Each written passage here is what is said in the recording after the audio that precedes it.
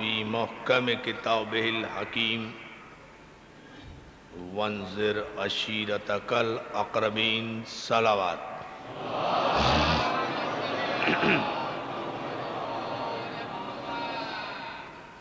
حاضرین گرامی قدر، عزیزان محترم، عزاداران مظلوم کربلا،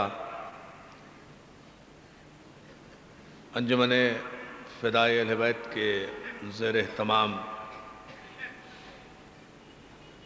یہ سالانہ عظیم الشان اور باوقار عشرہ مجالس اعزا 1411 ہجری کے حوالے سے آغاز ہو چکا ہے اور اس کی پہلی مجلس سے اس وقت خطاب کا شرف حاصل کر رہا ہوں۔ اسلام عشیر سے غدیر تک ہمارا انشاءاللہ عنوان گفتگو ہے، اور اس عنوان کے تحت اس عشرے میں جو معروضات آپ کے سماعتوں کی نظر کیے جائیں گے، ان میں بتانا یہ مقصود ہے کہ حقیقت اسلام کیا ہے، اسلام کا آغاز کہاں سے ہوا، اسلام کی ابتدا کیا ہے، اور غدیر کس مسلسل عمل کا نتیجہ ہے۔ غدیر چونکہ تکمیل دین ہے، میدان غدیر خم میں چونکہ اسلام زیور تکمیل سے آراستہ ہوا ہے، دین الہی مکمل ہوا ہے، نعمتیں تمام ہوئی ہیں، اللہ راضی ہوا ہے، لیکن جب تک غدیر کے پس منظر کو نہ سمجھا جائے اس وقت تک اہمیت غدیر واضح ہو کر ملت کے سامنے نہیں آ سکتی۔ اس لیے ہم نے انجمن فدائے اہل بیت کے اس عشرے میں اس عنوان کو سرنامہ کلام قرار دیا ہے تاکہ اپنی نوجوان نسل کو خصوصیت کے ساتھ حقیقت غدیر سے آگاہ کیا جائے۔ یکم محرم ہماری تاریخ کا اور اسلامی تاریخ کی وہ اہم ترین دن ہے کہ جس میں تمام مسلمانان عالم جن کے دل میں اجر رسالت کی ادائیگی کا کوئی جذبہ موجود ہے، توجہ ہے نا آپ حضرات کی، جن کے دل میں اجر رسالت کی ادائیگی کا کوئی جذبہ موجود ہے، وہ یکم محرم کو سوائے حسین کے حوالے سے اور کسی بھی نسبت سے نہ تو منانا چاہتے ہیں نہ جاننا چاہتے ہیں، اس لیے کہ محرم کی کوئی پہچان نہیں ہے، محرم کی کوئی شناخت نہیں ہے، محرم کی کوئی آئیڈینٹیفیکیشن نہیں ہے، محرم کا کوئی طرح امتیاز نہیں ہے اگر حسین کو محرم کے درمیان سے ہٹا لیا جائے۔ محرم کی پہچان، محرم کی شناخت، محرم کا طرح امتیاز صرف اور صرف کربلا ہے۔ محرم کے موقع پر انسانوں کو صرف کربلا یاد آتی ہے، حیوانوں کے ہم ذمہ دار نہیں۔ صلوات بھیجے نا محمد و آل محمد پر، توجہ ہے دوستو؟ ذرا سا آپ توجہ فرمائیں، تھوڑا سا آج کی مجلس تمہیدی ہے تو میں تھوڑا سا محرم کے پس منظر میں باتیں کروں گا اور کل سے انشاءاللہ اس عنوان پر تفصیل سے آپ کی خدمت میں عرض کریں گے۔ محرم کی کوئی پہچان نہیں ہے کربلا کے علاوہ، کوئی شناخت نہیں ہے. اگر آپ محرم کے درمیان سے، بڑی توجہ، پورے مجمع کی توجہ چاہوں گا، اگر آپ محرم کے درمیان سے کربلا کو ہٹا دیں، محرم کے مہینے سے حسین کو ہٹا دیں، محرم کے دنوں سے واقعہ کربلا کو علیحدہ کر دیں، یا محرم میں کربلا کے علاوہ کسی اور واقعے کو فوقیت دینے کی کوشش کریں، تو یاد رکھیں محرم مائنس کربلا، بڑی توجہ جانا محترم، محرم کو اگر آپ کربلا سے علیحدہ کریں، محرم کو اگر جہاد حسینی سے علیحدہ کریں، محرم کو اگر فرزند رسول سے علیحدہ کریں، محرم کو اگر کربلا سے علیحدہ کریں، تو آپ دین سے بھی بغاوت کریں گے، ایمان سے بھی بددیانتی کریں گے، تاریخ سے بھی غداری کریں گے، حقائق سے بھی غداری کریں گے. اور محرم کو اگر حسین سے علیحدہ کر دیا جائے تو ان 14 صدیوں میں یزید کا نام اسلام ہوگا. توجہ ہے نا عزیزان محترم؟ صلوات بھیجیں بآواز بلند محمد آل.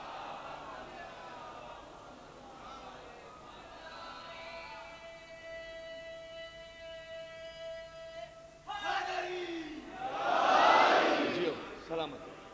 دیکھیں یہ بات کسی ہم جذباتی انداز فکر میں نہیں کہہ رہے، یہ حقائق کو سمجھنے کی بات ہے. دنیا حقیقتوں کی طرف جا رہی ہے، اس پر ملت کو غور کرنا چاہیے، اس پر فکر کرنا چاہیے کہ محرم وقار اسلام کا نام ہے، محرم وقار بشریت کا نام ہے، محرم مقصد بعثت رسالت کے تحفظ کا نام ہے، محرم عظمت قرآن کی حفاظت کا نام ہے، محرم فرق، کاش میں یہ جملہ کہہ سکوں، محرم فرق نبوت پر فاطمہ زہرا کے بیٹے کی طرف سے تاج شہادت کا نام ہے. توجہ ہے نا عزیزان محترم؟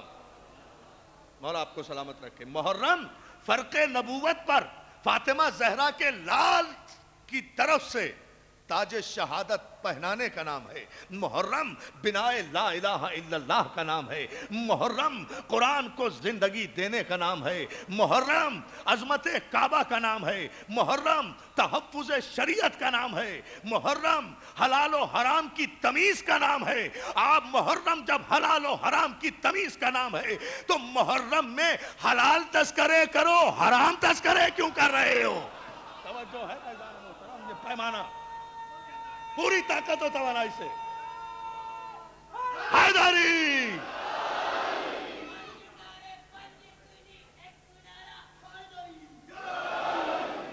بلند ترین صلوات بھیجیں محمد و آل محمد.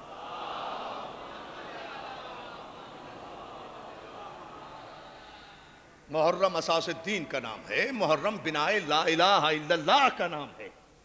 آخر یہ دیوانے تو نہیں تھے اجمیر میں سوئے ہوئے خواجہ جنہوں نے کہا کہ حقا کے بناء لا الہ حضرت حسین؟ اس کا مقصد کیا ہے؟ خدا کی قسم بنیاد لا الہ حسین ہے. یعنی اس پہنچے ہوئے ولی نے قسم کھا کر کہا ہے کہ خدا بند ذوالجلال کی قسم کہ بنیاد لا الہ حسین ہے. نہیں، آپ نے غور نہیں کیا. خواجہ اجمیری کہتے ہیں، میں پورے مجمع کی اور نوجوان دوستوں کی خاص طور سے توجہ چاہتا ہوں اس تمہید پر. خواجہ اجمیری کہتے ہیں کہ حقا کے بناء لا الہ حضرت حسین، خدا کی قسم کہ لا الہ الا اللہ کی کلمہ توحید کی بنیاد حسین ہے. بنیاد حسین ہے. حسین لا الہ الا اللہ کی بنیاد ہے. خواجہ اجمیری نے یہ نہیں کہا کہ آدم بناء لا الہ ہے، نوح بناء لا الہ ہے، ابراہیم بناء لا الہ ہے، اسماعیل بناء لا الہ ہے. ان انبیاء کو چھوڑیں. خواجہ نے تو یہ بھی نہیں کہا کہ محمد مصطفیٰ بناء لا الہ الا اللہ ہے. خواجہ اجمیری کہہ رہے ہیں حقا کے بناء لا الہ حضرت حسین. حسین بنیاد لا الہ ہے. حسین بنیاد لا الہ ہے. یعنی طے کر دیا خواجہ اجمیری نے کہ سن 61 ہجری میں یزید کے دور میں لا الہ الا اللہ کی وہ بنیاد جو آدم نے قائم کی تھی، جسے خاتم نے غدیر پر مکمل کیا تھا، اس پوری بنیاد کو جڑ سے اکھاڑ کر پھینکنے کی کوشش کر رہا تھا معاویہ کا بیٹا کہ حسین نے اپنے خون سے اس بنیاد کو پھر مستحکم کر دیا. اے دیواروں پر ہمیں کافر کہنے والوں، اگر کافر ہی کہنا ہے تو خواجہ اجمیری کو کافر کہو جب بنیاد لا الہ کہہ رہا ہے. بسم اللہ.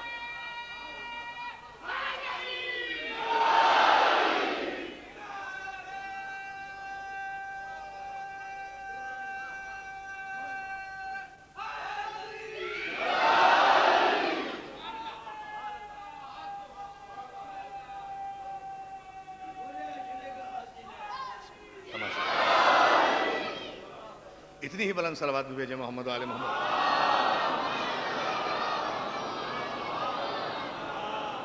حسین بنیاد ہے لا الہ الا اللہ کی. یہ خواجہ اجمیری نے اور خسر خواجہ اجمیری نے نہیں کہا، پاکستان میں کہہ رہے ہو نا.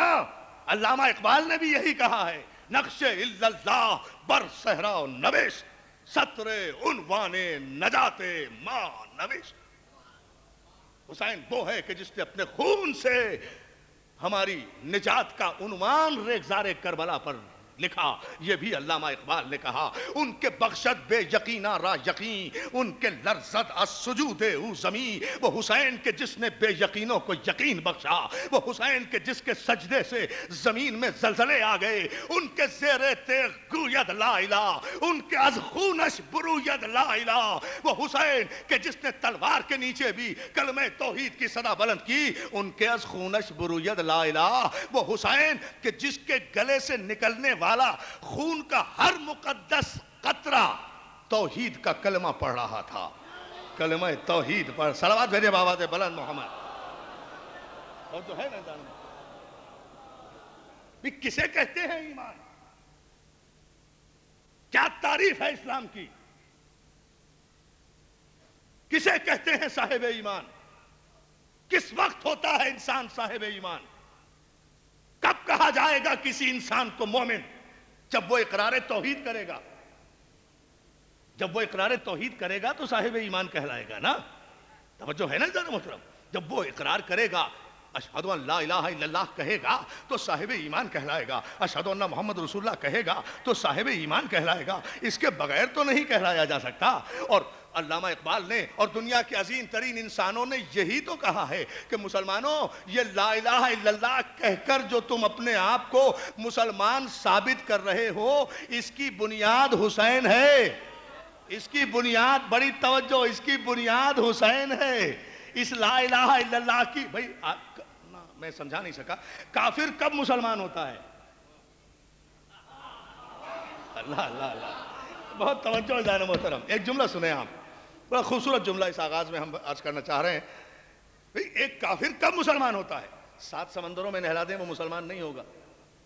آب زمزم سے اسے نہلا دیں وہ مسلمان نہیں ہوگا.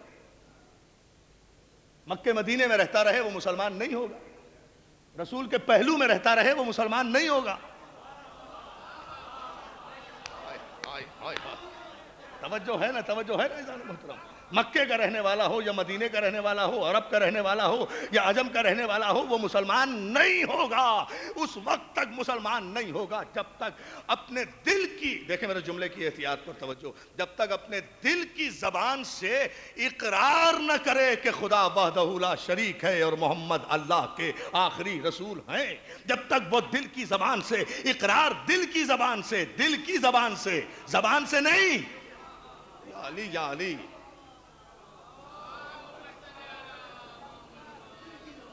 زبان سے نہیں، دل کی زبان سے جب تک وہ اقرار نہ کرے کہ اللہ وحدہ لا شریک ہے اور محمد اللہ کے آخری رسول ہیں، جب تک وہ دل کی زبان سے اقرار نہ کرے وہ مومن نہیں ہو سکتا. تو اقرار میں کیا کہے گا؟ لا الہ الا اللہ ہی کہے گا نا. تو دنیا کے سارے مسلمان تو پیدائشی مسلمان نہیں تھے، آخر کافر بھی تھے جو مسلمان ہوئے.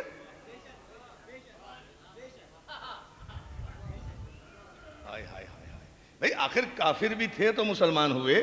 جبھی تو مسلمانوں کی تاریخیں بھری پڑی ہیں. پھر پہلے یہ مسلمان ہوئے، پھر یہ مسلمان ہوئے، پھر یہ مسلمان ہوئے. بھئی مسلمان کون ہوئے؟ جو کافر تھے وہ مسلمان ہوئے. تو کافر ہی مسلمان ہوا نا. مسلمان تو مسلمان نہیں ہوتا. اللہ اللہ اندازہ فرمائیں. میں ذوالعشیر پر آ رہا ہوں یہیں سے. بھئی کافر ہی مسلمان ہوا نا. کافر ہوتا ہے نا مسلمان. مسلمان تو مسلمان نہیں ہوتا. جو کافر ہے وہ کلمہ پڑھے گا، کلمہ پڑھے گا تو مسلمان ہوگا. یعنی کسی کا کلمہ پڑھنا اس بات کی دلیل ہے کہ وہ کلمہ پڑھنے سے پہلے کافر تھا. بھائی بہت توجہ دوستو جی. دیکھیں نا، کسی کا کلمہ پڑھنا اس بات کی دلیل ہے نا کہ وہ کلمہ طیبہ کی تلاوت کرنے سے پہلے، اقرار توحید و نبوت کرنے سے پہلے وہ کافر تھا. تو اب جہاں جہاں آپ کو یہ نظر آئے نا کہ اس نے کلمہ پڑھا، اس نے کلمہ پڑھا، اس نے کلمہ پڑھا، اس کا پورا ماضی سمجھ لیجئے کہ کلمہ پڑھنے سے پہلے کافر تھا. کلمہ پڑھنے سے پہلے کافر تھا. پہلے بات کے مسئلے میں ہم پڑھتے ہی نہیں. میں تو اکثر یہ کہا کرتا ہوں نا کہ ہمارے شیعان حیدر کرار کو, ہمارے نوجوانوں کو پریشان ہونے کی ضرورت ہی نہیں ہے. اگر کوئی یہ کہے کہ پہلے اس نے کلمہ پڑھا, پھر اس نے کلمہ پڑھا, بچوں میں علی نے کلمہ پڑھا, بعد میں علی نے بچوں میں علی نے کلمہ پڑھا, بھائی اس بحث میں ضرورت ہی نہیں ہے. یہ ساری زحمتیں ہمارے علی کی وجہ سے ہو رہی ہے نا, تو ہم اپنے علی کو کلمہ پڑھنے والوں کی فہرست سے علیحدہ کیے لیتے ہیں اور اعلان کرتے ہیں. میں اس بارگاہ شہدائے کربلا سے آپ جسے چاہے سب سے پہلے کلمہ پڑھوا دیں. ہم اعلان کر رہے ہیں اپنی قوم کی طرف سے کہ ہمارے علی نے کلمہ پڑھا ہی نہیں. خدا کی قسم علی نے کلمہ نہیں پڑھا, رسول کی قسم علی نے کلمہ نہیں پڑھا, قرآن کی قسم علی ایمان ہی نہیں لایا, اللہ کی قسم علی ایمان ہی نہیں لایا. اس لیے کہ ایمان تو وہ لائے جو پہلے بے ایمان رہا ہو. جو ہے نا جان محترم, مولا تمہیں سلامت رہے.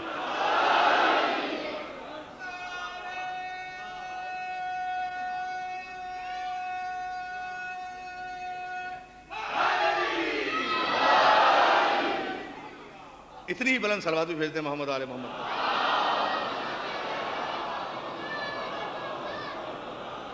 ہاں اسی طرح ذرا سا بیدار ہو کر بیداری کا ثبوت دیتے ہوئے, بہت توجہ جان محترم. تو یہ مسئلہ ہے نا, لیکن کوئی بھی کافر مسلمان اس وقت ہوتا ہے نا جب کلمہ پڑھے اور کلمے میں کہے لا الہ الا اللہ. تو لا الہ الا اللہ کی بنیاد تو حسین ہے نا, تو لا الہ الا اللہ, لا الہ الا اللہ کی بنیاد حسین ہے. تو دوسرے معنوں میں کہ جس نے بھی اپنی زبان پر اس دور میں لا الہ الا اللہ جاری کیا, اس نے اپنی زبان پر نام حسین جاری کیا ہے نا, نام حسین جاری کیا ہے. بے غیرتی کی بھی انتہا ہے. جس حسین کا نام لے کر تم کافر سے مسلمان ہو رہے ہو, اسی حسین کے ماننے والوں کو کافر کہہ رہے ہو. توجہ ہے, اندازہ تو کرے نا, سوچے.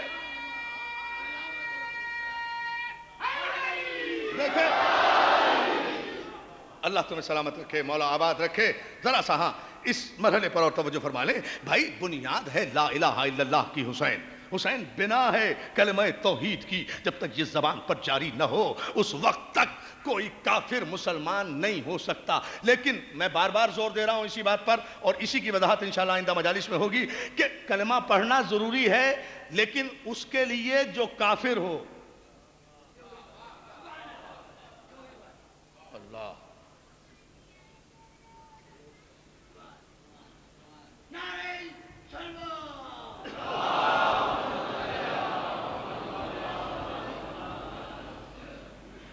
کلمہ پڑھنا ضروری ہے, لیکن اس کے لیے جو کافر ہو.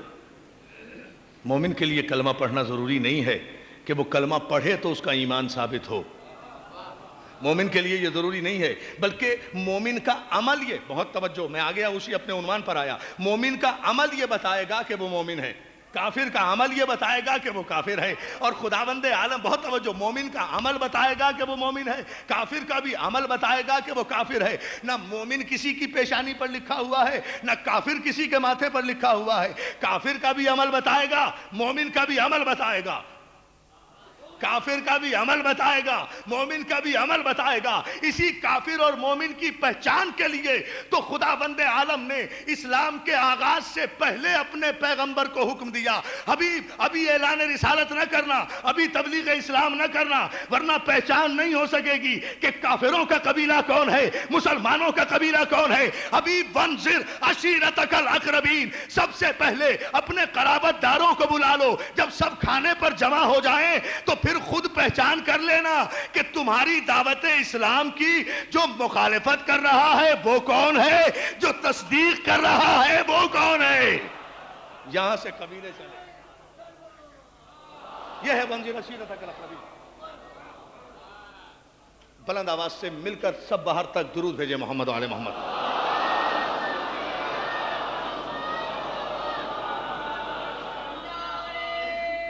اللہ سلامت رکھے.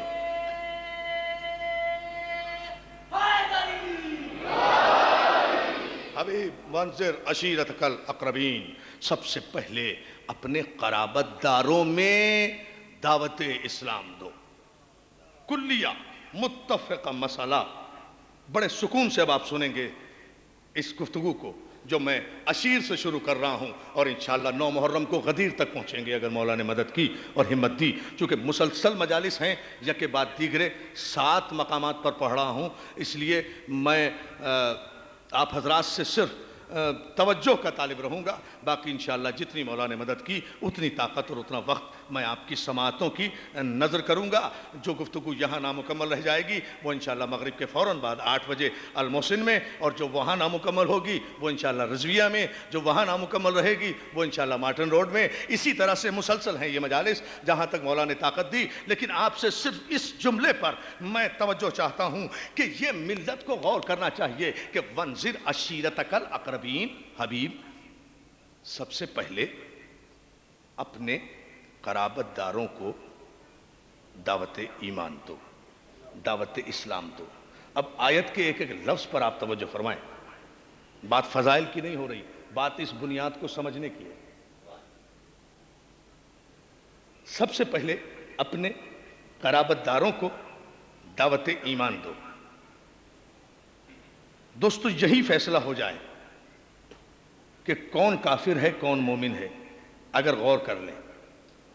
پیغمبر کو حکم قرآن کیا ہے؟ اپنے قرابت داروں کو، اپنے محلے والوں کو نہیں،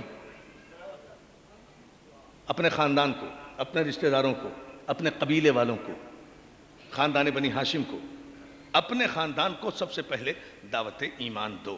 بڑی توجہ دوستو، سب سے پہلے بلاؤ اپنے قرابت داروں کو۔ تو ملت غور اگر اتنا سا کر لے کہ بھائی دعوت ذو العشیرہ کی آیت قرآن میں موجود ہے اور پیغمبر کو حکم ہے کہ قرابت داروں کو دعوت ایمان دو، تو پیغمبر جنہیں دعوت ایمان دیں سمجھ لو کہ وہ کافر ہیں۔ آج ہی فیصلہ ہوگا یہ انشاءاللہ۔ جنہیں پیغمبر دعوت ایمان دیں چاہے وہ پیغمبر کے رشتہ دار کیوں نہ ہوں، توجہ ہے نا؟ اس لیے کہ ہمارے مذہب میں اس قسم کی رعایتیں نہیں ہیں، شریعت میں کوئی کھیل نہیں ہوا کرتا۔ ہم رشتہ داریوں کی بنیاد پر کسی مسلمان کو کافر نہیں کہتے، اور نہ رشتہ داریوں کی بنیاد پر کسی کافر کو مسلمان ماننے کے لیے تیار ہیں۔ توجہ ہے نا؟ توجہ ہے نا عزیزان محترم؟ اگر کوئی کافر ہے اور وہ رسول کا حقیقی چچا ابو لہب بھی ہے تو کافر ہے۔ یہ ہے شریعت۔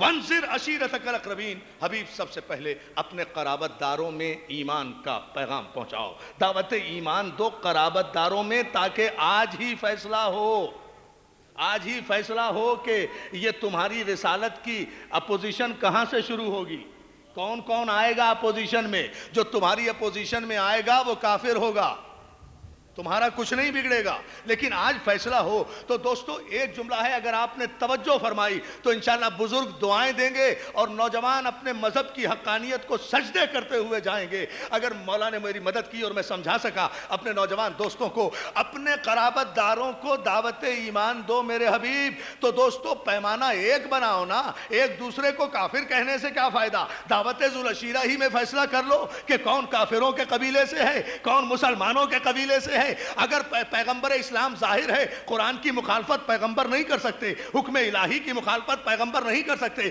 پیغمبر نے یقیناً قرابت داروں کو بلایا ہوگا، تو لب پیغمبر کو دیکھ لو اور مخاطب پیغمبر کو دیکھ لو کہ پیغمبر جنہیں بلا کر دعوت ایمان دیں سمجھ لو وہ کافر ہیں، اور جن سے دعوت کا اہتمام کرنے کو کہیں، ہائے ہائے ہائے ہائے ہائے ہائے ہائے ہائے، اللہ اللہ، میں بہت شکر گزار ہوں آپ کا، الحمدللہ آپ پہنچ گئے، اس کی صلوات بھیج دیں آپ محمد و آل محمد۔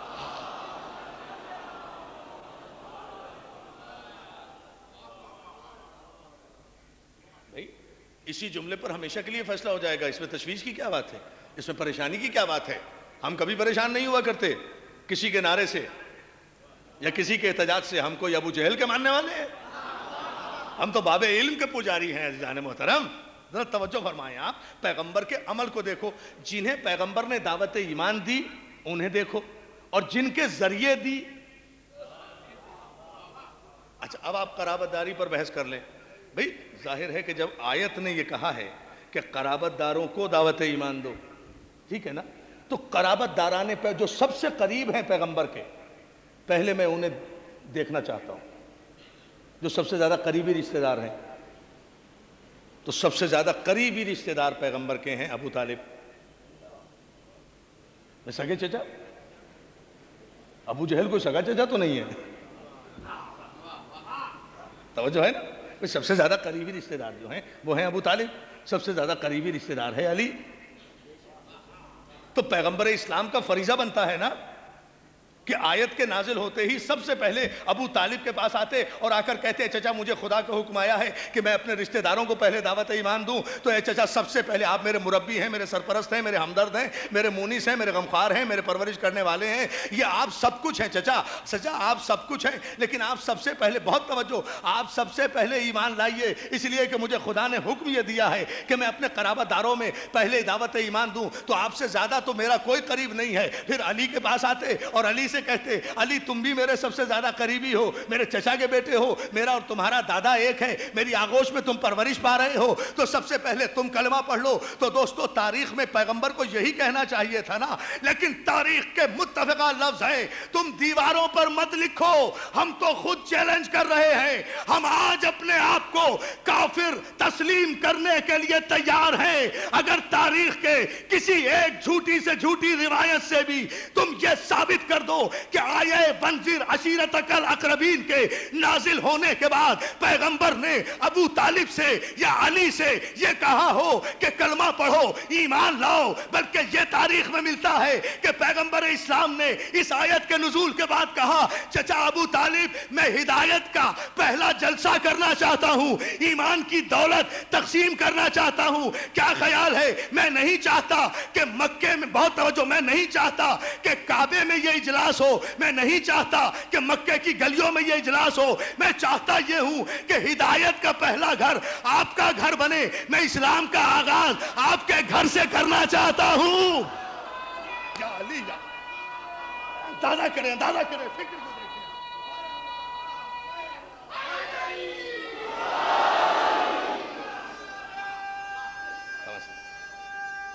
پوری طاقت اور توانائی سے آخری آدمی تک میرے نوجوان دوستوں,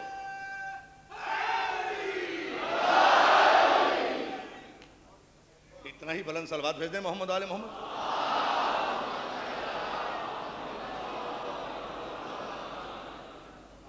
کیا دوستو دیکھیں, غور کریں اس مسئلے پر کہ یہ جو دعوت ذوالعشیر ہو رہی ہے یہ جناب خدیجۃ الکبریٰ سے شادی کے بعد ہے, شادی سے پہلے نہیں ہے. یہ کہ کوئی یہ کہہ دے کہ بھئی رہتے ہی ابو طالب کے گھر میں تھے, دعوت یہاں نہ کرتے تو کہاں کرتے. جسٹ کلیئر اٹ, کلیریفیکیشن دیکھیں آپ اس میں. یہ نہیں ہے کہ کوئی یہ کہے کہ صاحب رہتے ہی ظاہر ہے سرکار ابو طالب کے ساتھ رہتے تھے, اور ظاہر ہے کسی دعوت کا اہتمام کرنا تھا, کوئی ڈنر کرنا تھا, کوئی لنچ کرنا تھا تو وہیں کرتے نا جہاں رہتے تھے. لیکن یہ واقعہ ہے جناب خدیجہ الکبریٰ سے شادی کے بعد کا, اور جناب خدیجۃ الکبریٰ ہیں ملکۃ العرب. گھر نہیں ہے, محلات ہیں. فاطمہ کی ماں کسی فقیر کی بیٹی نہیں ہے. اللہ اکبر, اللہ اکبر, اللہ. فاطمہ کی ماں خدیجۃ الکبریٰ کسی فقیر کی بیٹی نہیں ہے مکے کے, خود ملکۃ العرب ہے, عرب کی عرب پتی خاتون جناب ام المومنین جناب خدیجۃ الکبریٰ, جو ام المومنین بھی ہیں. خدیجہ, میں کہوں گا نا کہ اہل بیت کا مقابلہ کہاں تک دنیا کرو گے. ام المومنین بہت سی ہو گئیں, ام الائمہ کوئی بھی نہیں. صلوات بھیجیں محمد آل محمد پر. ام الائمہ کوئی نہیں.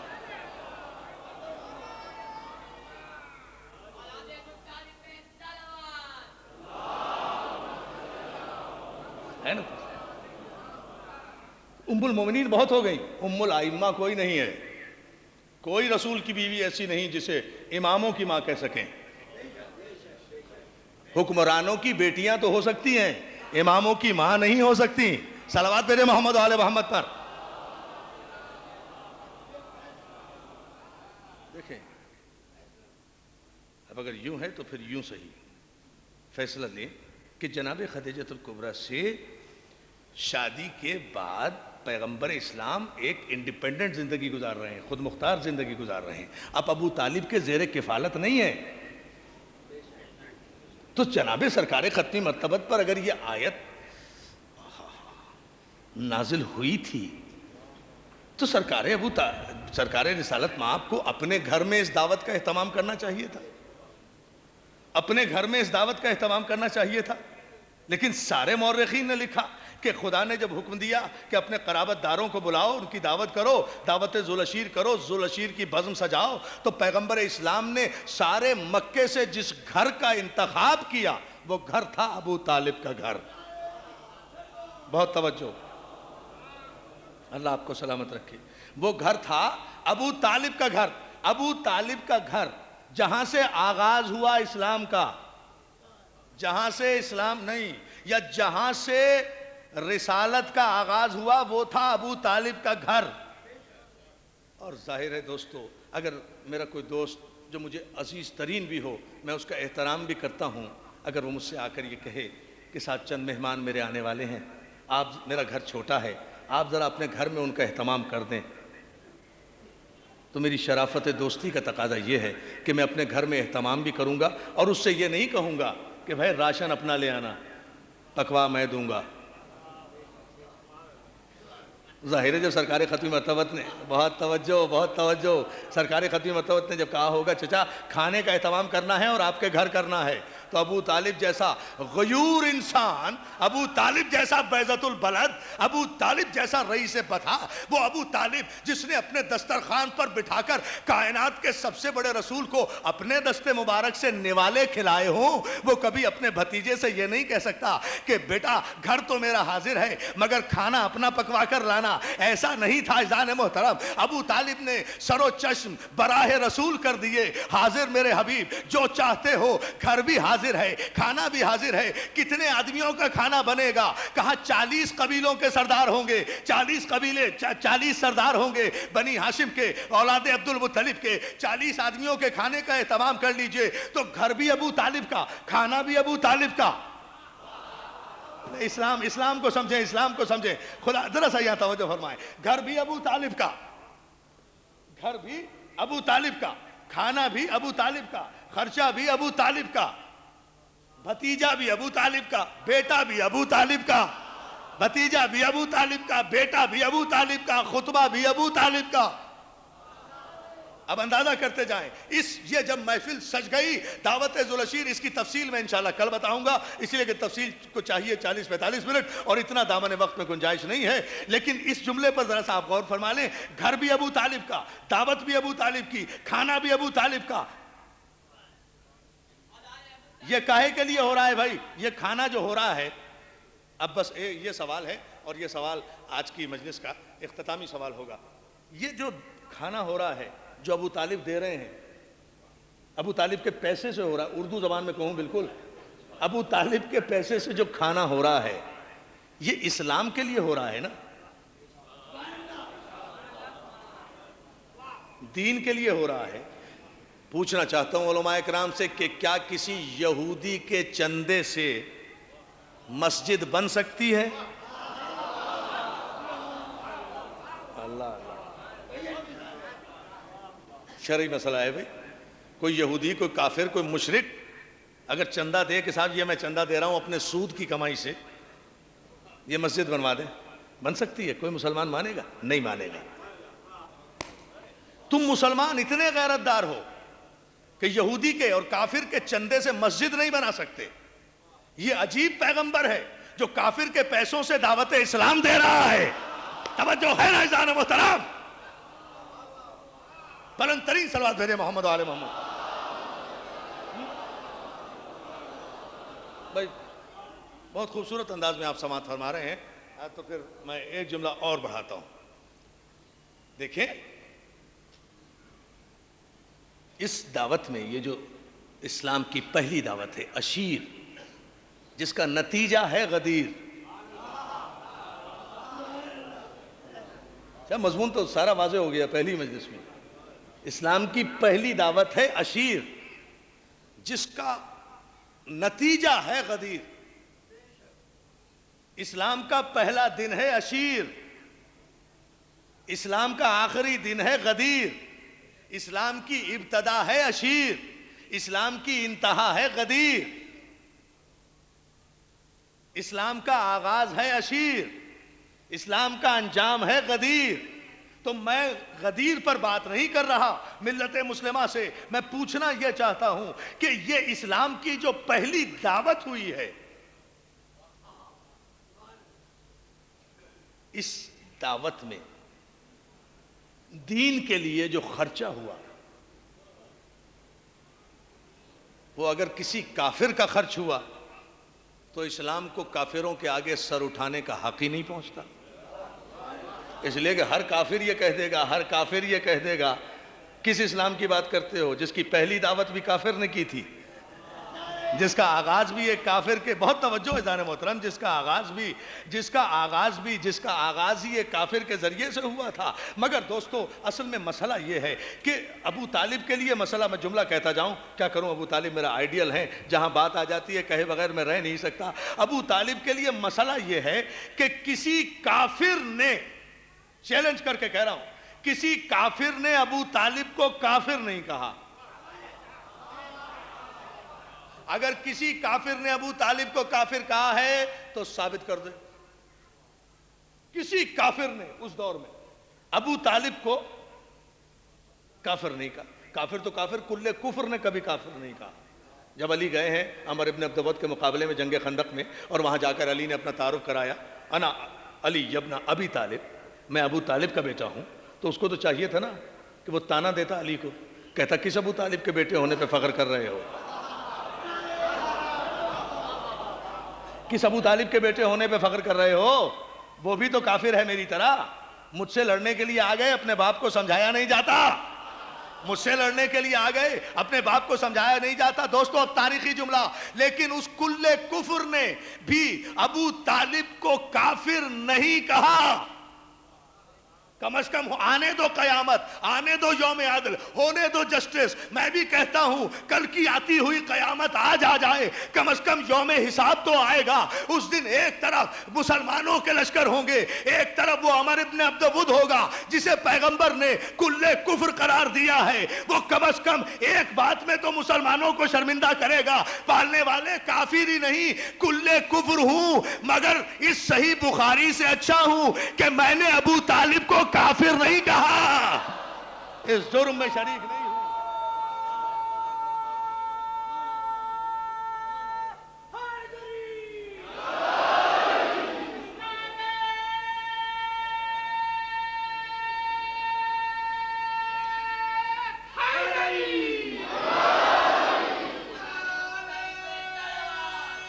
پوری طاقت و توانائی سے دوستو،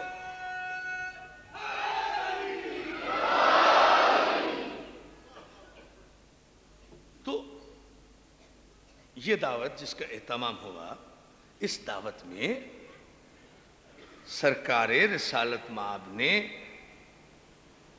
جناب ابو طالب کے گھر میں اسلام کی پہلی دعوت کا اعلان کیا، اور وہ اگلا مرحلہ میں کل کی مجلس میں بتاؤں گا کہ پھر اس اعلان کے بعد ہوا کیا، انکار کس نے کیا اور تصدیق کس نے کی، اور اس کا پورا پس منظر۔ تو یہ پہلی دعوت جو ہوئی ہے، یہ ہوئی ہے ابو طالب کے گھر میں۔ تو ہدایت کا پہلا گھر، ہدایت کا پہلا گھر نہ کعبہ ہے نہ مکہ، جہاں سے ہدایت اسلام کا آغاز ہوا ہے نا، اللہ اللہ میں قربان ہو جاؤں اس گھرانے کے، جہاں سے ہدایت کا آغاز ہوا ہے نا، جہاں سے ہدایت کا آغاز ہوا ہے، جہاں سے ہدایت چلی ہے، وہ ابو طالب کا گھر ہے۔ اور ظاہر ہے اس دعوت کی مخالفت میں کون اٹھا تھا؟ یا ابو جہل اٹھا تھا یا ابو لہب اٹھا تھا۔ تو اب پتا چلا کہ یہ لوگ ہمیں کافر کیوں کہہ رہے ہیں؟ ارے ہمارا مسئلہ نہیں ہے، یہ تو ابو طالب کو بھی کافر کہتے ہیں۔ تو ابو طالب کو کافر کس لیے کہتے ہیں؟ اس لیے کہتے ہیں کہ یہ سب یا ابو جہل کی اولاد ہے یا ابو لہب کی اولاد ہے۔ اور مسئلہ کیا ہے؟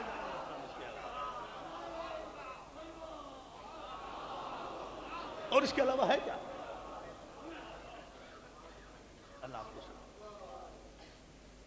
اس لیے کہ کافروں کو تو یہی ضد ہوئی نا کہ اگر آج یہ ابو طالب کا گھر نہ ہوتا ہم دیکھ لیتے, ہم یہ دعوت نہ ہونے دیتے, مگر کیا کریں کہ گھر اتنا بڑا ہے کہ ہم بول نہیں سکتے, ہم پیغمبر کو روک نہیں سکتے. تو تکلیف تو ابو جہل کو ہو رہی تھی نا دعوت ذوالشیر میں, تکلیف تو ابو لہب کو ہو رہی تھی نا,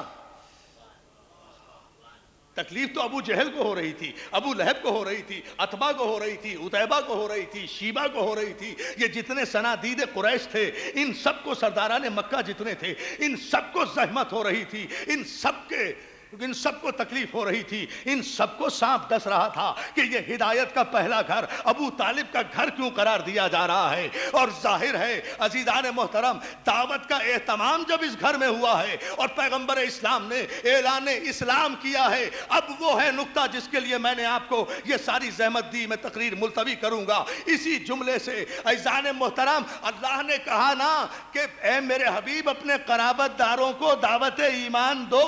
مجھے ملت مسلمہ صرف اتنا بتا دے کہ کیا ابو طالب سے خطاب کیا پیغمبر نے؟ کیا علی سے خطاب کیا پیغمبر نے؟ نہ ابو طالب کو کہا کہ دعوت ایمان قبول کرو, نہ علی کو کہا کہ دعوت ایمان قبول کرو. ابو طالب کو کہا گھر کا انتظام کرو, علی کو کہا کھانے کا انتظام کرو. باپ گھر دے رہا ہے, بیٹا رزق دے رہا ہے. اللہ اللہ اللہ اکبر, اللہ اکبر.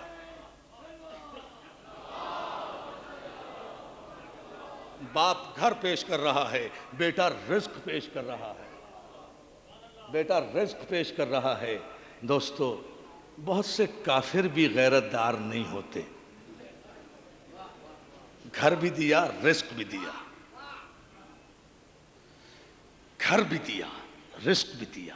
یہ ہے اسلام کا پہلا دن, یہ ہے اسلام کی پہلی بزم, یہ ہے اسلام کا پہلا مرکز, یہ ہے اسلام کی پہلی منزل. اور چونکہ اس دعوت میں آگے چل کے بتاؤں گا انشاءاللہ اس عنوان کے تحت, چونکہ اس دعوت میں اور کوئی انوالو ہی نہیں ہوا, کوئی تیسرا آدمی ہے ہی نہیں. یہ چندے کی دعوت نہیں تھی, توجہ جانا محترم, یہ چندے کی دعوت نہیں تھی کہ بکری تم لانا, چاول تم لانا, گھی تم لانا, مسالہ تم لانا. دوستو, یہ پیور ابو طالب کا پیسہ, ابو طالب کا مال, ابو طالب کا گھر, ابو طالب کا گھر. اس میں کوئی شریک نہیں ہے. نہ مکے کا کوئی رئیس شریک ہے, نہ مکے کا کوئی سخی شریک ہے. یعنی اسلام کی بنیادوں میں نہ کسی کی حمایت شامل ہے, نہ کسی کی دولت شامل ہے. اور خدا نے چاہا بھی نہیں کہ دین میرا ہے. جب میرا دین ہے تو میرے دین میں کسی منافق کی نہ دولت آئے نہ حمایت آئے, بنیاد میں نہ آئے. اس لیے کہ اگر بنیاد میں کسی منافق کی دولت آ گئی, کسی یہودی کی دولت آ گئی, کسی شراب کے ٹھیکے دار کی دولت آ گئی, کسی کپڑا بیچنے والے کی دولت آ گئی, کسی سود خار کی دولت آ گئی, یہ عجیب اشارے ہیں جو میں کر گیا. دوستو, اگر کسی کی دولت اسلام کی بنیاد میں آ گئی تو اگر بنیاد میں نجاست آ گئی تو عمارت میں طہارت نہیں رہے گی.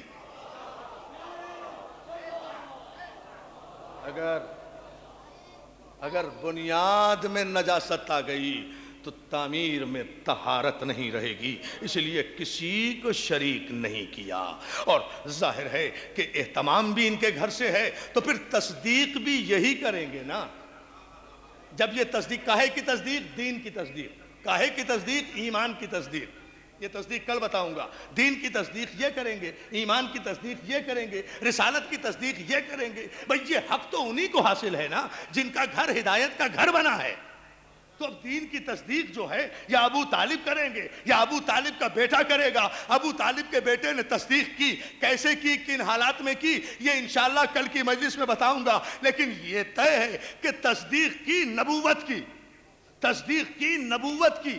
اور جب نبوت کی تصدیق کی ہے تو اب ذمہ داری ساری کی ساری اسلام کے تحفظ کی مکمل ذمہ داری علی پر ہے. جب تک علی زندہ رہے, خود نہیں, کسی بھی صورت میں زندہ رہے علی ہی رہے گا. علی خود زندہ رہے تو علی کی ذمہ داری کہ اسلام کی حمایت کرے. حسن کی صورت میں آئے تو علی کی ذمہ داری, حسین کی صورت میں آئے تو علی کی ذمہ داری, سجاد کی صورت میں آئے تو علی کی ذمہ داری, باقر کی صورت میں آئے تو علی کی ذمہ داری, صادق کی صورت میں آئے تو علی کی ذمہ داری, کاظم کی صورت میں آئے تو علی کی ذمہ داری. نہیں, عباس کی صورت میں آئے تو علی کی ذمہ داری, علی اکبر کی صورت میں آئے تو علی کی ذمہ داری. جس صورت میں بھی آئے علی کی ذمہ داری ہے کہ جہاں جہاں اسلام کو خطرہ لاحق ہو وہاں وہاں علی سینہ سپر ہو جائے. استاد قمر جلالوی نے کہا فضل خدا سے دو پسر دونوں امام مشرقین. جزاک اللہ. کیا استقبال کیا ہے آپ نے محرم کا.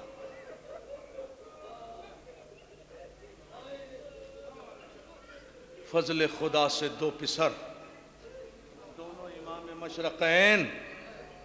سنیں گے مثال. استاد قمر جلالوی کہتے ہیں فضل خدا سے دو پسر دونوں امام مشرقین. باپ کو کیوں ہوں زحمتیں ایسے ہوں جب یہ نور عین. جور یزید دیکھ کر حکم رسول کے خلاف دین پکارا یا علی, سامنے آ گئے حسین.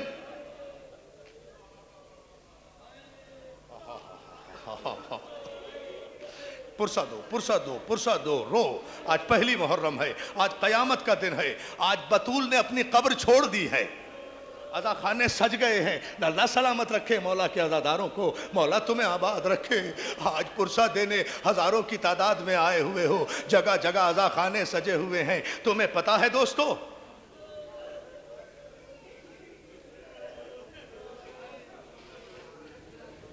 ایک مرتبہ امام رضا علیہ السلام سفر پر, میرے ایک مومن نے فرمائش کی ہے, ایک جملہ سن لو.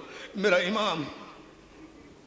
امام رضا علیہ السلام سفر پر ہے, راستے میں محرم کا چاند دیکھا.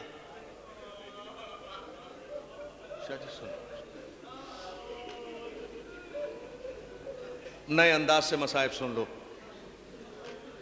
راستے میں سفر کا چاند, محرم کا چاند دیکھا, رک گئے, سواری سے اتر گئے, امام رضا خاک پر بیٹھ گئے, کربلا کی طرف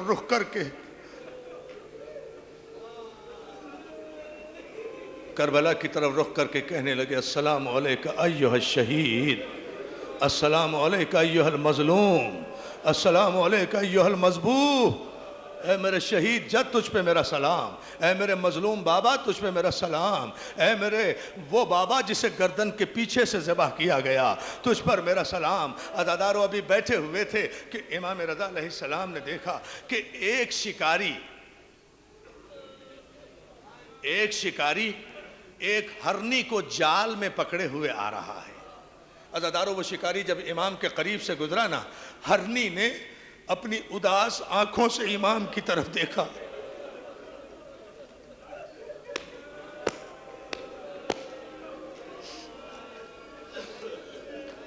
ہرنی نے جو جال میں ہے شکاری کے, اس نے اداس آنکھوں سے امام کی طرف دیکھا. امام نے شکاری کو آواز دی ادھر آ. وہ قریب آیا, کہا تو نے اسے کیوں قید کیا ہے. کہا اے عرب, وہ جانتا نہیں تھا امام کو. شکاری کہنے لگا اے عرب, میں نے بڑی مشکل سے اس ہرنی کو اپنے جال میں پھنسایا ہے. کہا تو دیکھ نہیں رہا یہ رو رہی ہے.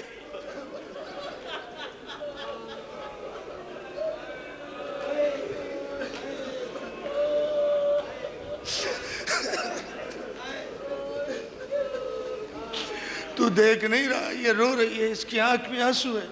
کہ مولا جانوروں کا پکڑنا کوئی حرام تو نہیں ہے. کہا نہیں, جانوروں کو شکار کرنا کوئی حرام نہیں ہے, شریعت نے اجازت دی ہے, لیکن مجھے اس سے ایک سوال کرنے دے. عزادارو شکاری نے جال زمین پہ رکھا, ہرنی جال میں کھڑی ہو گئی. امام ہے نا, امام کہتے ہی اسے ہیں جو ہر زبان کو سمجھے, ہر زبان کا جواب دے. امام پوچھتے ہیں کیوں رو رہی ہے. کہا مولا قید ہونے سے نہیں رو رہی, مولا قید ہونے سے نہیں رو رہی, میرے دو چھوٹے چھوٹے بچے ہیں.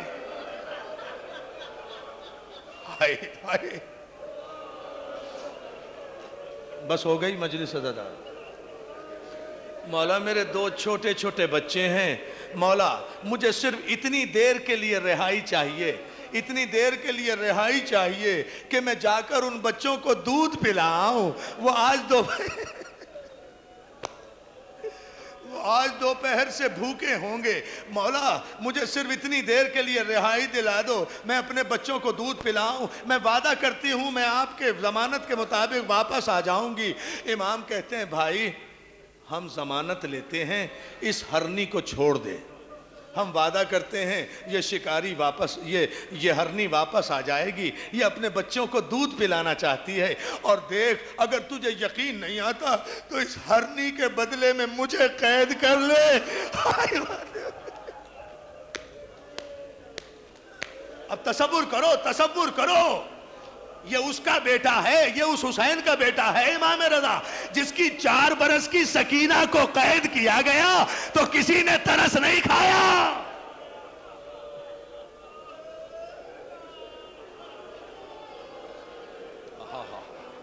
اور مولا آپ کو سلامت رکھے, مولا آپ کو کوئی غم نہ دے سوائے غم حسین کے. کیا مصائب ہو رہے ہیں, ایسا ہی محرم کا استقبال کرنا چاہیے تھا عزادارو. مولا آپ کو سلامت رکھے.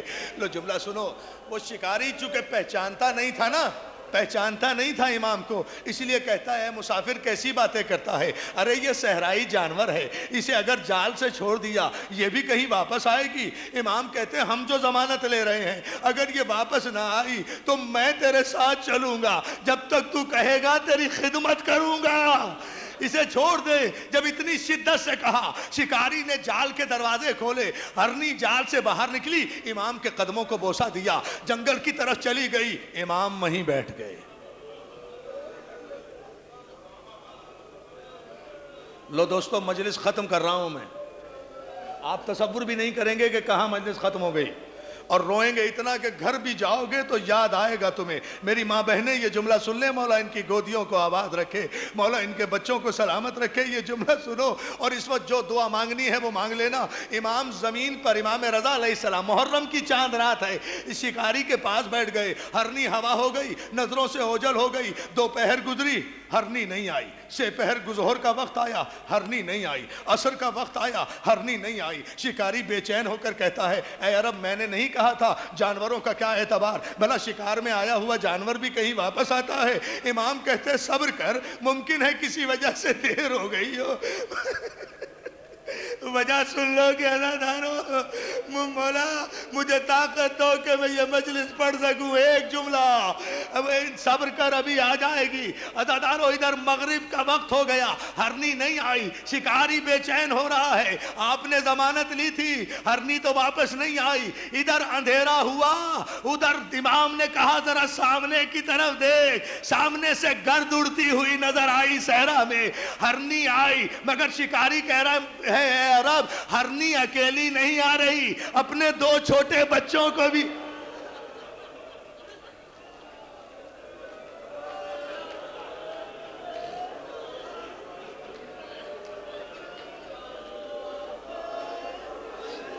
جزاک اللہ جزاک اللہ. بھائی باقی مصائب المحسن میں پڑھوں گا مگر پابندی سے آ جانا 8 بجے. ایک جملہ سن لو, مجلس ختم کر رہا ہوں اسی جملے پر. وہ ہرنی اکیلی نہیں آ رہی, چھوٹے چھوٹے بچوں کو لیے ہوئے, اپنے 2 بچوں کو لیے ہوئے تیزی سے دوڑتی ہوئی آئی. امام کے قدموں میں آ کر سر رکھتی, امام کے قدموں میں ہرنی نے سر رکھا. امام نے اسے چمکارا, اس کے بچوں نے بھی امام کے قدموں میں سر رکھا, ان کے بچوں نے بھی امام کے قدموں میں سر رکھا. امام کہتے ہیں ہرنی تو نے اتنی تاخیر کیوں کر دی, کیا تجھے پتہ نہیں تھا کہ امام وقت نے تیری ضمانت لی تھی؟ اللہ اکبر اللہ اکبر. لو بھائی عزادارو سن لو اب جملہ, آخری جملہ. مولا تمہیں سلامت رکھے, مولا تمہارے ان آنسوؤں کو قبول کرے. معجزے کی مجلس ہو رہی ہے اگر یہ جملہ سن لیا. عزادارو ہرنی اپنی بے زبانی میں کہتی ہے مولا تاخیر کی معافی چاہتی ہوں, سرکار رضا تاخیر کی معافی چاہتی ہوں, فرزند رسول تاخیر کی معافی چاہتی ہوں. مگر ہوا یہ کہ جب میں اپنے بچوں کو دودھ پلا کر واپس آ رہی تھی تو راستے صحرا میں نے اپنے قبیلے کے ہرنوں کو دیکھا جو غول بنائے ہوئے, سر جھکائے گھبرائے ہوئے بیٹھے ہیں، ان کی آنکھوں سے آنسو رواں ہیں، وہ رو رہے ہیں۔ میں نے ان ہرنوں سے پوچھا ارے تم رو کیوں رہے ہو؟ تو ان ہرنوں نے کہا ارے تجھے پتا نہیں آج محرم کی چاند رات ہے، ارے ہم حسین کا پرسہ دے رہے ہیں۔ مولا میں نے سوچا کہ میری زندگی کا آخری دن ہے، اللہ جانے کل شکاری مجھے ذبح کر دے، میں حسین کی مجلس میں چلی جاؤں۔ مولا جزاک اللہ جزاک اللہ جزاک اللہ جزاک اللہ، مولا تمہیں سلامت رکھے۔ لو آخری جملہ عزادارو، آہا ہا، مولا آپ کو کوئی غم نہ دے سوائے غم حسین کے۔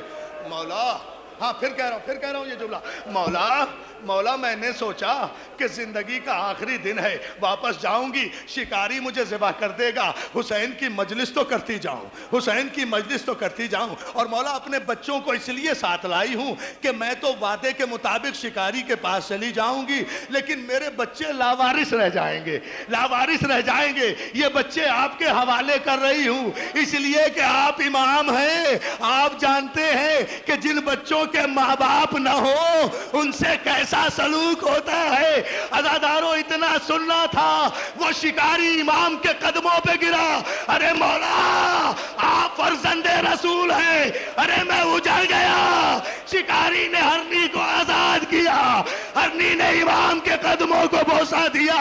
عزادارو جس رضا نے جانوروں کو چھڑایا ہو، اس رضا کی زینب، اس رضا کی سکینہ بازاروں میں رسن بستہ۔